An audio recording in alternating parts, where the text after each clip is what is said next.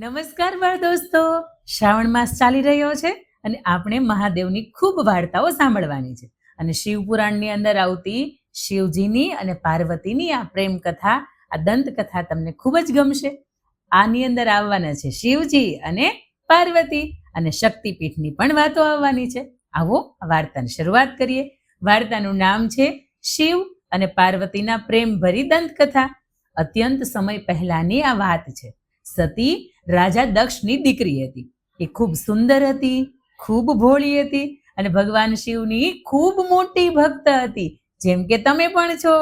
સતી રોજ છુપી રીતે શિવજીનું ધ્યાન કરતી અને શિવજી એને ખૂબ ગમતા, કારણ કે શિવજી શાંત હતા, ભોળા હતા અને બધાનું ભલું ઈચ્છનારા હતા. ઘણા વર્ષ સુધી તેમણે તપ કર્યું, સાધના કરી અને પછી શિવજી અને સ્વપ્નની અંદર મળ્યા. અને શિવજીએ કહ્યું, સતી, તું મારી પરમ ભક્ત છે, હું તારો સ્વીકાર કરું છું. અને બાદમાં શિવજી અને સતીના વિવાહ થયા અને દેવોને તો જાણે ઉત્સવ એક મળી ગયો, એક ઉત્સવ ઉજવવાનું કારણ મળી ગયું. પણ સાંભળો બાળ દોસ્તો, એક સમસ્યા આવી ગઈ. શું સમસ્યા આવી ગઈ? સતીના પિતા દક્ષ શિવજીને બિલકુલ પસંદ નહોતા કરતા, કારણ કે શિવજી તો જંગલમાં રહે, વાઘના વસ્ત્રો પહેરે, ભસ્મ લગાવે અને ધાર્મિક વિધિઓમાં માને નહીં, અને સાથે સાથે ભૂતોની પણ ટોળી રાખે અને રાત દિવસ બસ જપમાળા કર્યા કરે, ક્યાંય પણ ભળે પણ નહીં. અને એટલા માટે દક્ષ રાજા જે હતા ને, સતીના પપ્પા, એને બિલકુલ ગમતા નહીં. એટલે એને અપમાનિત કરવાનું શરૂ કર્યું. આપણને કોઈ ન ગમતું હોય તો એને અપમાનિત કરાય બાળ દોસ્તો? ન કરાય. પણ એક વખત રાજા દક્ષે એક મોટો યજ્ઞ કરાવ્યો. અને યજ્ઞ કરે એટલે મહેમાનોને બોલાવે ને, અને શિવજીને પણ બોલાવ્યા નહીં. એને બધા જ દેવી દેવતાઓને બોલાવ્યા, પણ શિવજીને બોલાવ્યા નહીં. સતીએ યજ્ઞની અંદર આમંત્રણ વગરની પહોંચી ગઈ અને ત્યાં પિતા આમંત્રણ વિના આવેલા શિવજીનું અને સતીનું બંનેનું અપમાન કરતા હતા. એ જોઈને તો સતી ખૂબ દુઃખી થયા.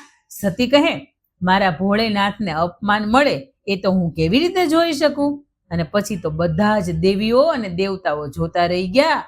સતીએ પોતાના શરીરનો ત્યાગ કર્યો અને ભક્તિના તાપની અંદર પોતાનું શરીર હતું ને એને હોમી દીધું.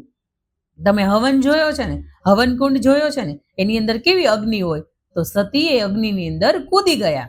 અને આ જાણીને શિવજી દુઃખની અંદર તાંડવ કરવા લાગ્યા, ભયંકર નૃત્ય કરવા લાગ્યા અને આખું બ્રહ્માંડ એના નૃત્યથી કંપી ગયું, ધ્રુજારી લાગવા માંડી.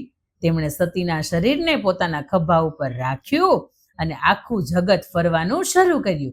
અંતે વિષ્ણુ ભગવાને શિવજીને શાંતિ આપી અને સતીના શરીરને પૃથ્વી ઉપર અલગ અલગ સ્થળોએ વિખેર્યું.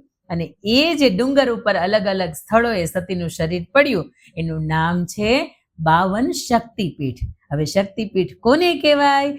આની વધારે વાત તમારે મમ્મી અને બાની પાસેથી સાંભળવાની છે. પણ બાળ દોસ્તો, આ વાર્તાની અંદરથી તમે શું શીખ્યા? આ વાર્તામાંથી આપણે 3 વાત શીખ્યા. વાત નંબર 1, પ્રેમની અંદર સન્માન ખૂબ જરૂરી છે.